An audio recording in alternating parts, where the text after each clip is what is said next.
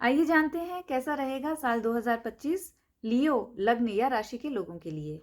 नमस्ते व्यूअर्स, मैं हूं शीतल। वेलकम टू एस्ट्रोवैदिक विज्ञान। लियो के लिए पहले हम वेल्थ की बात करेंगे कि लियो लग्न के जो लोग हैं उनका वेल्थ इस साल कैसा रहने वाला है। साल 2025 में बहुत सारे ग्रहों के परिवर्तन हो रहे हैं जो कि स्लो मूविंग प्लैनेट्स है, जैसे कि राहु, केतु, शनि और गुरु। वेल्थ के लिए गुरु जो हैं वो कारक माने जाते हैं और लाभ भाव के 11वें भाव के हमेशा ही गुरु नैसर्गिक रूप से कारक हैं। और मिड ईयर में मिड के बाद में गुरु इनके 10वें भाव से 11वें भाव में गोचर करेंगे और ये उनके लाभ को बढ़ाएंगे। अगर उनको काम में किसी भी तरह की अड़चनें आ रही थी पिछले 2-2.5 साल से, शनि क्योंकि उनके सप्तम में थे, लग्न पे दृष्टि थी, तो उसमें भी उनको फायदा होगा। जो अड़चनें या ऑब्स्टिकल्स हैं वो दूर हो जाएंगे क्योंकि 29 मार्च को 2025 में शनि जो हैं वो उनके सप्तम भाव से अष्टम भाव में चले जाएंगे।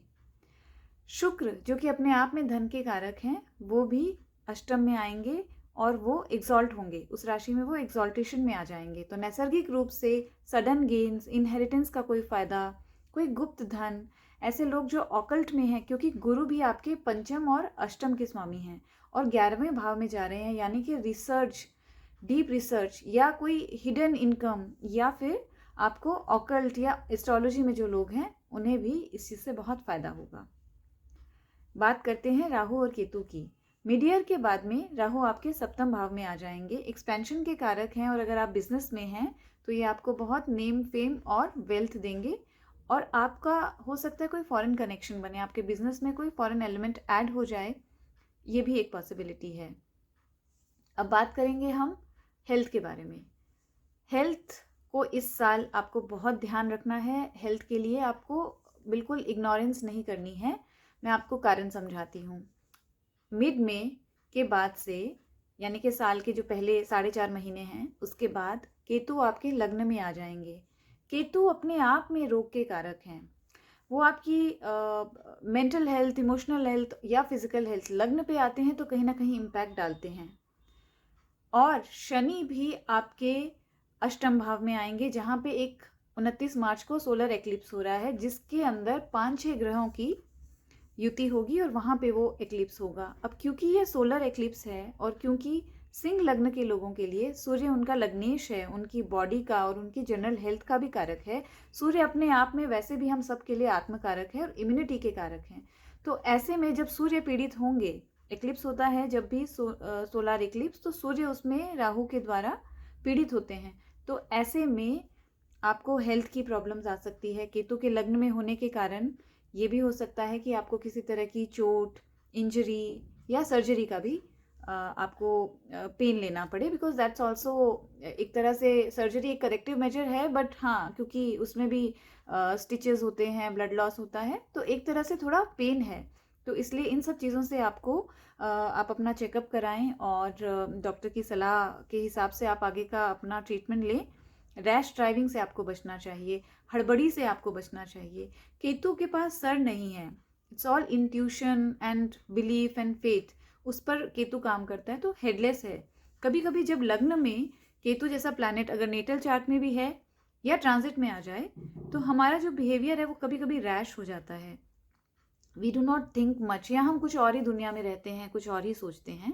स्पिरिचुअलिटी के लिए तो बहुत अच्छा है, लेकिन अदरवाइज थोड़ी इम्पल्सिवनेस या बहुत रैश बना देता है। तो जल्दबाजी में कोई भी काम करने से बचें, उससे आपकी सेहत को थोड़ा नुकसान हो सकता है। तो ये थी कुछ बातें जो आपकी सेहत के बारे में थी। मैरिज के बारे में बात करते हैं। जिन लोगों की शादी नहीं हुई है उनका शादी के लिए योग बनेगा, क्योंकि गुरु आपके 11वें भाव में आएंगे और अपनी 9वीं दृष्टि से आपके शादी के भाव यानी सप्तम भाव को देखेंगे। तो ये एक अच्छा योग है। और दूसरा, मिड ईयर के बाद ही लगभग उसी समय राहु भी आपके सप्तम भाव में आ जाएंगे, तो आपका सप्तम भाव राहु और गुरु के द्वारा एक्टिवेटेड है। तो जिन लोगों के दशाओं में भी शादी का योग बन रहा है, तो this is a good year. यहाँ पे आपकी मिड ईयर के बाद में, मई के बाद आपकी शादी के योग बनते हैं।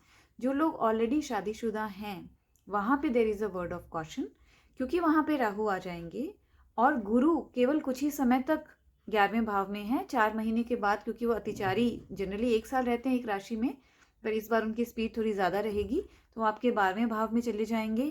केतु आपके लगन में है, तो इन सब चीज़ों की वजह से आपको थोड़ा सा ध्यान रखने की आवश्यकता है। आपका सप्तम भाव का जो लॉर्ड है शनि, वो भी आपके अष्टम में आ जाएगा। तो वहाँ पे आपको राहु के कारण थोड़े से ट्रस्ट इश्यूज, कन्फ्यूजन्स, इन सब की प्रॉब्लम्स हो सकती है। तो अपनी अंडरस्टैंडिंग को ठीक रखिए। कोई कॉन्फ्लिक्ट है तो उसको बैठ के समझदारी से रिजॉल्व कीजिए। एंड आई वुड सजेस्ट कि आपको कम्युनिकेशन बहुत क्लियर रखना चाहिए, अदरवाइज वहाँ पर कॉन्फ्लिक्ट या प्रॉब्लम्स आ सकते हैं। तो आपको अगर आप ऑलरेडी शादीशुदा हैं तो आपका ध्यान रखने का साल है।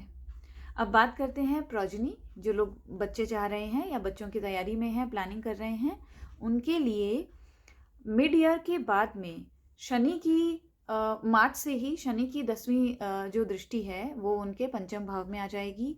केतु का मई के बाद से ट्राइन कनेक्शन आ जाएगा। और गुरु जो 3-4 महीने के लिए तो प्रोटेक्ट करेंगे, क्योंकि वो आपके लाभ भाव में 11वें भाव में है और अपनी दृष्टि देंगे पंचम भाव को, जिसके वो कारक भी हैं, लेकिन वो वहाँ ज़्यादा समय के लिए नहीं है। तो हो सकता है नेचुरली कंसीव करने में आपको प्रॉब्लम हो, या अगर आपने कंसेप्शन ऑलरेडी किया हुआ है तो आपको थोड़ा सा केयरफुल रहना चाहिए, ध्यान रखना चाहिए, डॉक्टर की सलाह लेते रहना चाहिए। अगर एजुकेशन की बात करें तो जो बच्चे बहुत डिस्ट्रैक्टेड हैं वो थोड़ा सा अकेलापन पसंद करेंगे, एकांत पसंद करेंगे, और वो उनकी पढ़ाई में एक तरह से उन्हें मदद करेगा। रिसर्च में हैं जो लोग, उनके लिए ये बहुत अच्छा टाइम है। They can get into really deep research. तो उनके लिए मैं कहूँगी ये समय बहुत अच्छा है। रेमेडीज़ की बात कर लेते हैं। मैं करियर की भी कुछ बात करूँगी। करियर के लिए ये साल अच्छा है। There could be a difficult beginning probably till March. After that आपका अपनी तीसरी दृष्टि से शनि 10वें भाव को भी देखेंगे, और भी कुछ ऐसे कॉम्बिनेशंस बन रहे हैं कि करियर के लिए अच्छा है। प्रमोशंस हो सकते हैं, आपको जॉब चेंज की अपॉर्चुनिटीज़ मिल सकती है। There would be lot of travel, पर ट्रैवल के समय मैंने आपको ये भी कहा है कि आपको सावधानी रखनी है, जैसे कि आप रैश ड्राइव करते हैं या बहुत लॉन्ग आवर्स जर्नी है आपको ड्राइव करना है, थोड़ा केयरफुल रहिएगा। अदरवाइज करियर के लिए ये अच्छा साल है। केवल जब जुलाई के आसपास शनि रेट्रोग्रेड होंगे, it may create some kind of pressure in your job, तो उस समय को थोड़ा अच्छे से संभाल के निकालें। Otherwise it's a good time. वैसे मैं आपको बताऊं, लियो लग्न के जो लोग होते हैं उनकी एक जनरल इम्यूनिटी अच्छी होती है, क्योंकि ये एक अग्नि तत्व की, फायर एलिमेंट की राशि है। इम्यूनिटी उनकी स्ट्रांग होती है, और सूर्य वैसे भी अपने आप में इम्यूनिटी के कारक हैं जो आपके लग्नेश हैं। लेकिन बहुत सारी चीज़ें आपके चार्ट पे, सन की क्या पोजीशन है, आप कौन से डे पे पैदा हुए हैं वीक में, और उस वीक के डे यानी कि वार का जो लॉर्ड है वो आपकी कुंडली में कहाँ बैठे हैं, ये बहुत सारी चीज़ें ओवरऑल बहुत डिटेल्ड डिस्कशन है। लेकिन ये जो जनरल प्रेडिक्शंस मैं यहाँ दे रही हूँ उसके हिसाब से आपको इस साल केयरफुल रहना चाहिए।